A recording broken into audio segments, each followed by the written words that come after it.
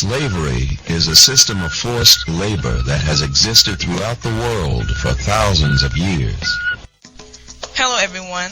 The purpose of this video is to provide information on the history and the doctrine of the Bible regarding slavery, and to explain some of the most misinterpreted scriptures. I realize this is a very sensitive topic. Christianity is often depicted as racist, and there are many misconceptions and repeated arguments with the same quoted verses. For example, Christianity is a white man's religion.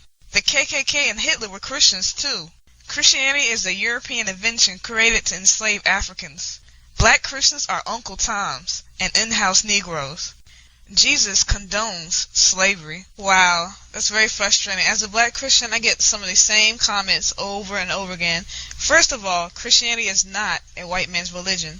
Jesus lived in the Middle East, the meeting point of culture and races and diversity. Some of the first believers were Jewish, Egyptian, Ethiopian, Greek, and Indian. In fact, evangelical Christians helped end the slave trade.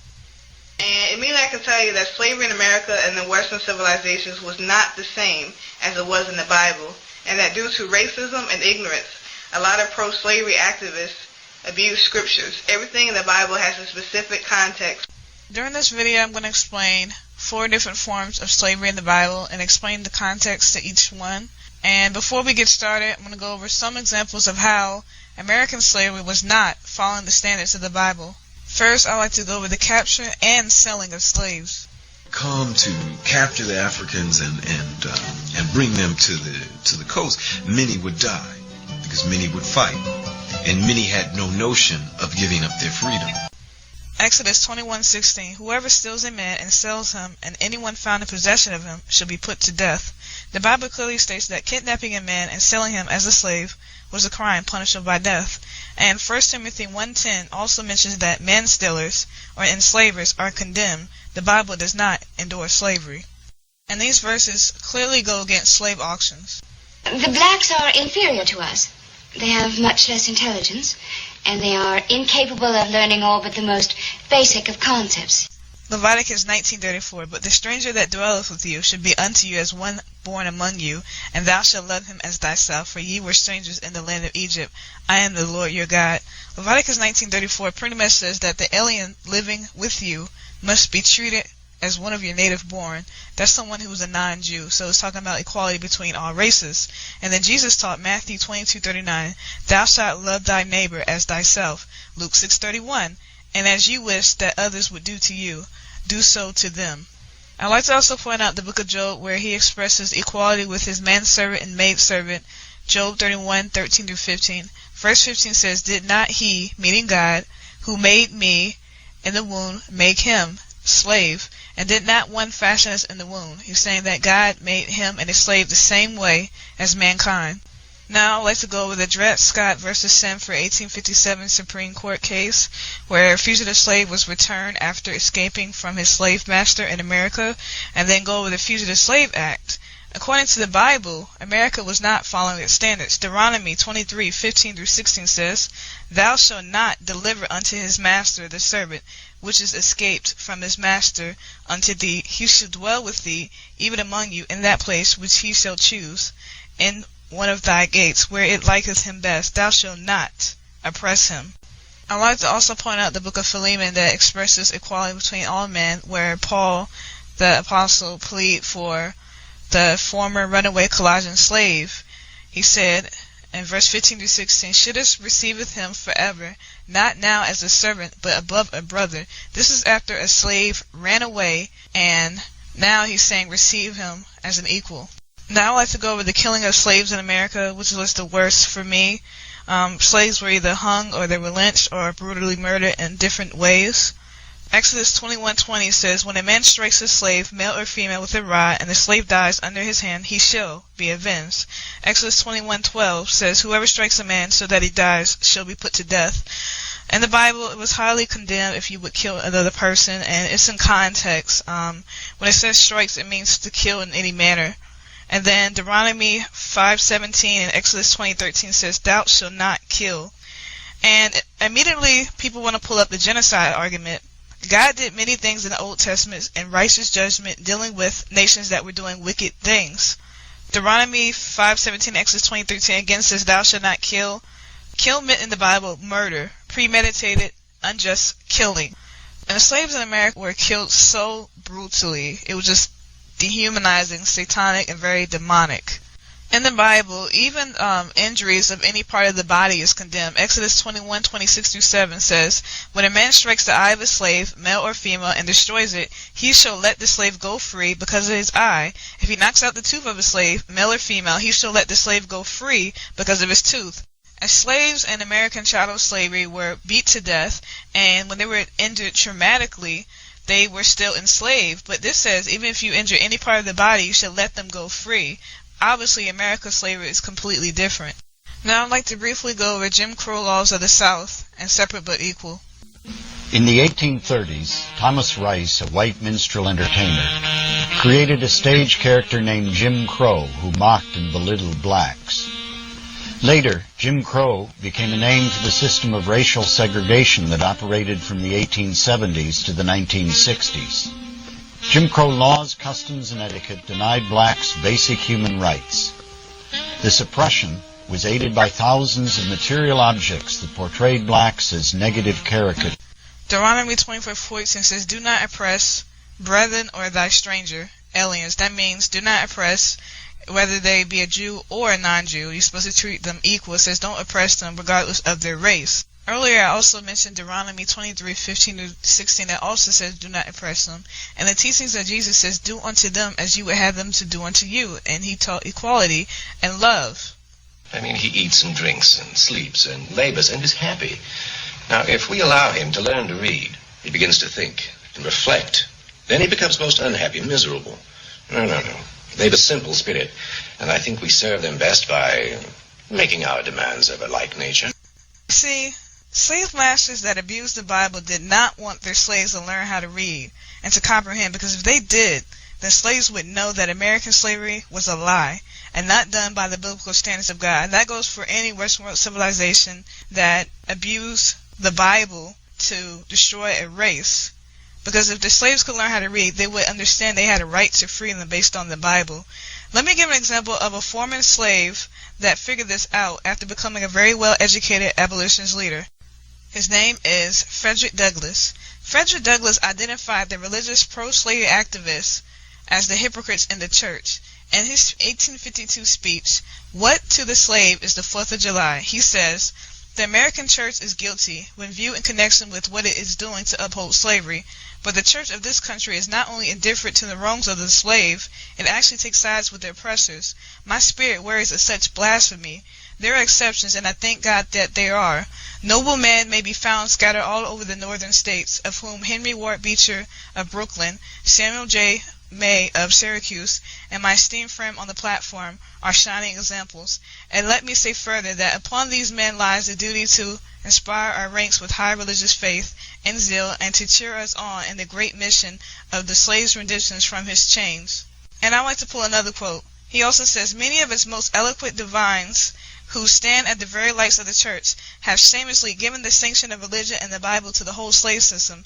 They have taught that men may properly be a slave, that the relation of a master and a slave is ordained of God, and that to send back an escaped bondman to his master is clearly the duty of all the followers of the Lord Jesus Christ. And this horrible blasphemy is palmed off upon the world for Christianity." He's speaking about the hypocrites in the church. Also, in the white man's religion, a savage hypocrisy, Frederick Douglass emphasizes that the white pro-slavery religious activists were hypocrites that made up their own form of Christianity because they did not follow the tenets and standards of the Christian faith. The main question is, why is slavery in the Bible? Slavery was an institution invented by mankind and an ancient world practice. It was in Egypt, ancient Rome, ancient Greece, China, and the Middle East. It was an evil institution that was enforced on all races around the world. The Bible does not condone or approve of the system of slavery, but rather recognizes that slavery is a reality and an evil system that resulted from the sinful fallen state of mankind. Rather than ignoring such a world system, God gives humane regulations for it. The first form of slavery I would like to discuss is government-regulated punishment based on criminal action. In other words, it was a government-regulated punishment system. To understand this, we must first answer who was enslaved. Many of the slave regulations in the Old Testament dealt with the treatment of individuals and nations who had committed crimes against humanity, such as killing, sacrificing their children to pagan gods, idolatry, rape, and murder. For example, those who were enslaved were from nations that were sacrificing their children to pagan gods. Leviticus 18:21, and thou shalt not let any of thy seed pass through the fire to Molech. Neither shalt thou profane the name of thy God. I am the Lord. That's the King James Version. The English Standard Version says, you shall not give any of your children to offer them to Molech, and so profane the name of your God. I am the Lord. And to also make it clear, you can look at Jeremiah chapter 32, verse 35. And thy built thy high places of Baal, which are in the valley of the son of Ben-Hinnom, to cause their sons and their daughters to pass through the fire unto Molech, which I commanded them not. Neither came it into my mind that they should do this abomination to cause Judah to sin. Then in Deuteronomy chapter 18, verse 10, there shall not be found among you anyone that maketh his son or his daughter to pass through the fire, or that useth divination, or observer of times, or enchanter, or a witch. Then in 2 Chronicles chapter 28, verse 3, it says, moreover, he burnt incense in the valley of the son of Hinnom, and burnt his children in the fire. After that, abominations of the heathen, whom the Lord has cast out before the children of Israel. And so I would like to also point out that historically it's a known fact that many cultures around the world had many different pagan sacrifice rituals and traditions within their culture, such as human sacrifices, cannibalism, all kinds of rituals. So that's what this form of slavery is directed to. And so the nations of these wicked people were graciously allowed to live, but were subjected to slavery, much like a lifetime prison sentence or similar to a modern-day solitary confinement. However, slavery in the Old Testament was less degrading and demoralizing than the modern penitentiary, because people weren't cut off from outside of society as you would be in prison today. So in the scriptures you see God's justice and grace on these people allowed to live under good treatment and conditions. For example, in Deuteronomy 5:14 it says that male and female servants may enjoy the same privilege of leisure as their free masters. Exodus 20 verse 10 says that slaves were given a day of rest every week, free from work on the Sabbath day, unlike American slavery, where you would never get that kind of treatment. As being created in God's image, they were expected to attend religious community festivals as everyone else in the Old Testament. You can see that Deuteronomy chapter 12 verse 12, Deuteronomy 12:18, Deuteronomy 16:11. Therefore, even under this form of slavery, it was not the same as chattel slavery practiced in America, which was a dehumanizing form of servitude. Chattel slavery involved no marriage rights and no personal legal rights relating to physical protection, which is contrary to slavery in the Old Testament, because even back in Genesis chapter 14, verse 14 through 15, it says that Abraham armed his slaves, which demonstrated mutual trust. So you can see this is way different than slavery in America and other Western world civilizations. And back to the government-regulated punishment, criminal action-based system in the Old Testament, Leviticus chapter 25 verse 44 applies to this system, because it says, both thy bondmen and thy bondmaids which thou shalt have shall be of the heathen that are round about you. Of them shall ye buy bondmen and bondmaids. As I explained earlier, people of nations of different cultures surrounding the Israelites, the non-Jews, were practicing all these different abominations and practices. So even under these conditions, they lived in a very good treatment environment. And that's why it says heathen, verse 44, because it's countries that don't know God. So the overall purpose for this form of slavery was to break them out of the spirit of the enemy of idolatry, witchcraft, and iniquity, as it says in Leviticus chapter 19, verse 4, and 1 Samuel 15:23. And we already mentioned how other nations were doing children's sacrifices. And I want to emphasize that slavery in the Bible was not targeted toward a specific race. It was not, because the Israelites were enslaved. And when the Egyptians enslaved the Israelites, it was much more brutal than what the Israelites did to the non-Jews. Now I'd like to explain a verse in the Bible that people commonly misinterpret. Exodus chapter 21 verse 20 through 21. And immediately someone may ask, how could God allow a slave owner to beat a slave at all? Exodus chapter 20 verse 20 through 21 reads, When a man strikes a slave, male or female, with a rod, and the slave dies under his hand, he shall be avenged. But if the slave survives a day or two, he is not to be avenged, for the slave is his money. Remember that many of the slaves in the Old Testament were members of the wicked, sinful nations who had been delivered into the hands of the Israelites because of their immorality. Slaves had the option of running away if abused by their masters in Deuteronomy chapter 23, verse 15 through 16, unlike America. So there had to be some kind of regulation for slaves that stayed in the Old Testament. Exodus chapter 20, verse 20 through 21 deals with discipline of rebellious criminal slaves, and this verse also establishes a system of discipline that would not kill slaves. So in other words, it protects them, because it ensures that they shall not be killed by their master. This verse also deals with slaves that tend to strive to damage the owner's crops or equipment. Discipline was never to the extent of being killed, tortured, raped, or murdered, like in American slavery. The second form of slavery I would like to discuss now is indentured servitude, known as slaves of debt. This was a mutually beneficial relationship between the master and slave. The transliterated Hebrew word ebed means slave or servant. In this form of slavery, Hebrews sold themselves to pay off debts. Israelites who became slaves had to be given rights and privileges normally associated with hired workers. This type of slavery was not brutal. For example, in the passage Deuteronomy chapter 15, verse 12 through 18, explains how the law permitted one who had become financially destitute to work off his debt by placing himself into an indentured service position, whereby his labor to pay off financial obligation.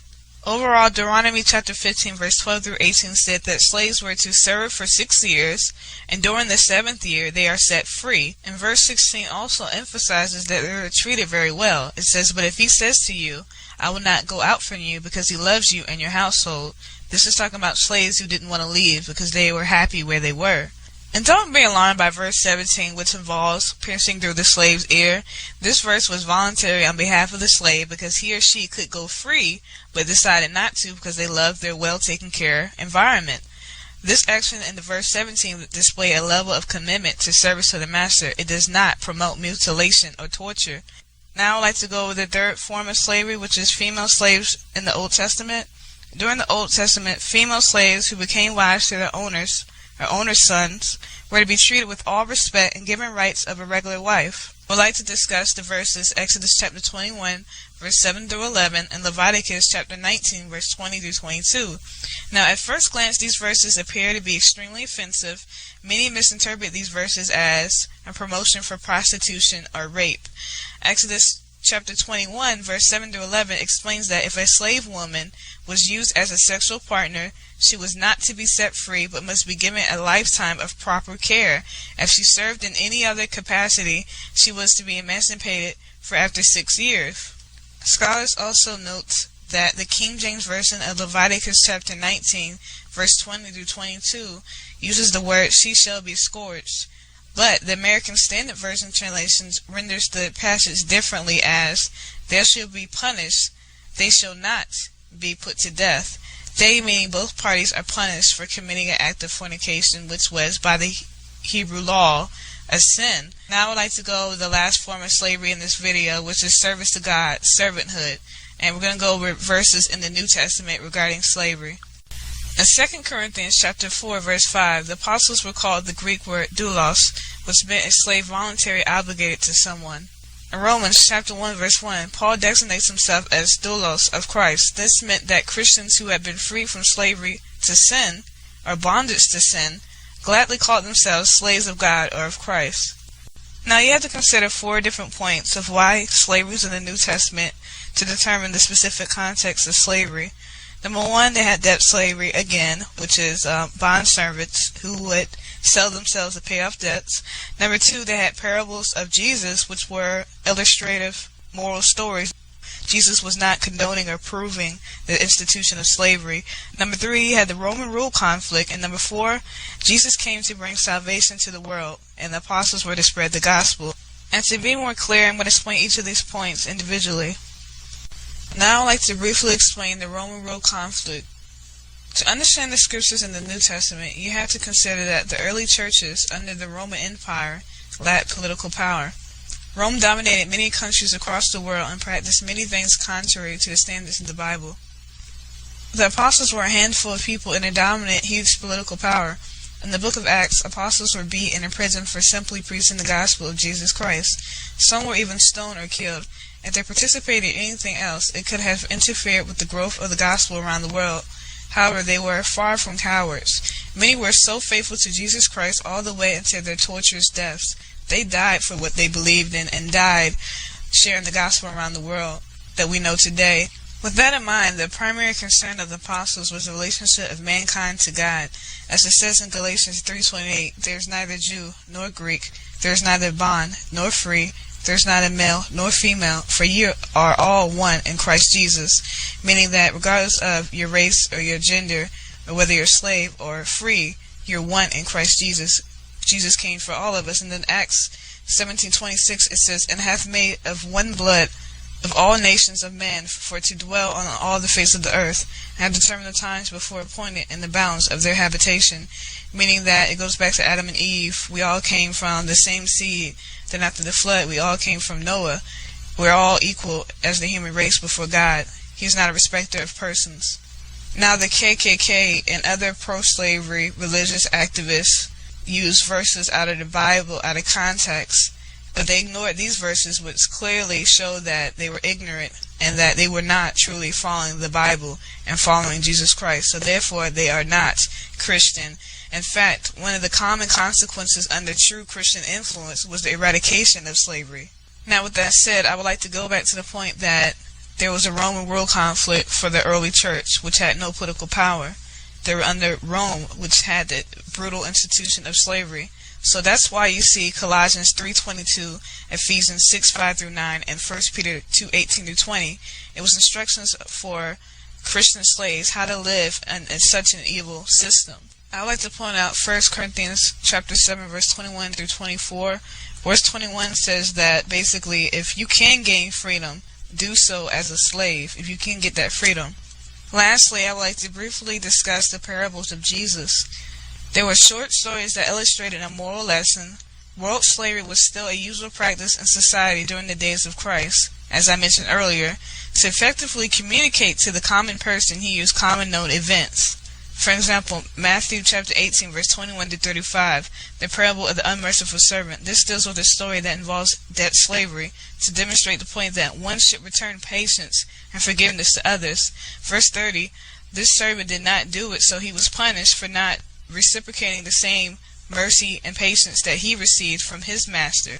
So hopefully after watching this, people will stop using the same argument that the KKK, Hitler, and other mass murderers and cult leaders were Christians. Because clearly one that does not follow the standards and tenet of faith, of a doctrine, of a faith or a belief, is not an accurate representation of what that faith is about.